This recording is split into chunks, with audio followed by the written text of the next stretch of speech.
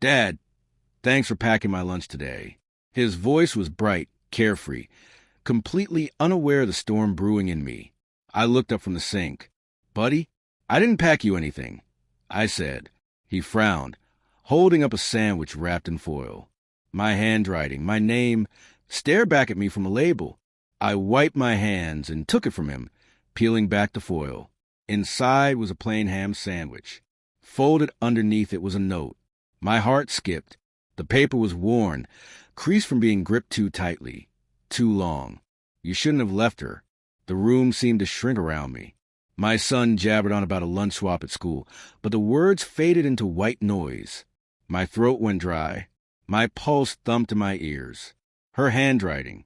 My ex-wife's. The woman I'd buried 5 years ago.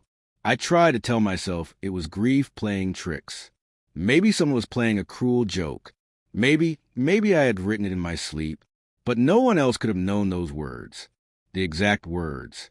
I studied the note again. The wrapping, the foil, the faint smell. It was all exactly how she used to do it. Cut diagonally, never straight. The little hooks on the letters. The tilt of every line. She had signed hundreds of notes to our son in the same handwriting.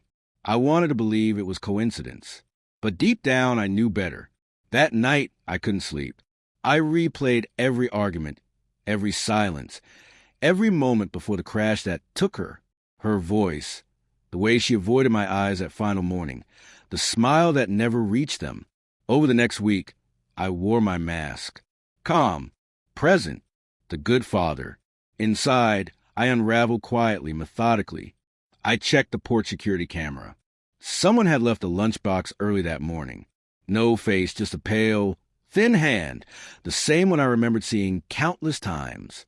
I sent the note for handwriting analysis, describing it as a found letter. The analyst confirmed it. Same person. Impossible. I visited her grave. Untouched, yet fresh flowers were placed there. Not mine. I dug through old voicemails and found one fragment I'd never listened to. If something happens, you'll know why.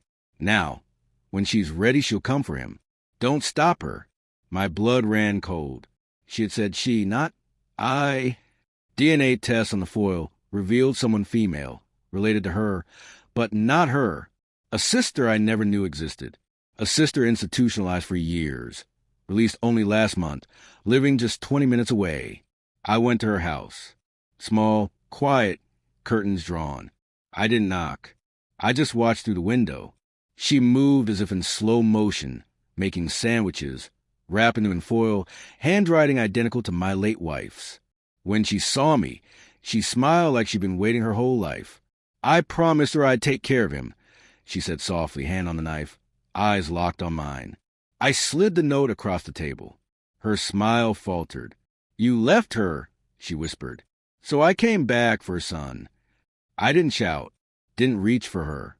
I pulled a small black device from my pocket, setting it on the table. The red light blinked. Everything was recorded. Her eyes widened. I didn't come for her, I said.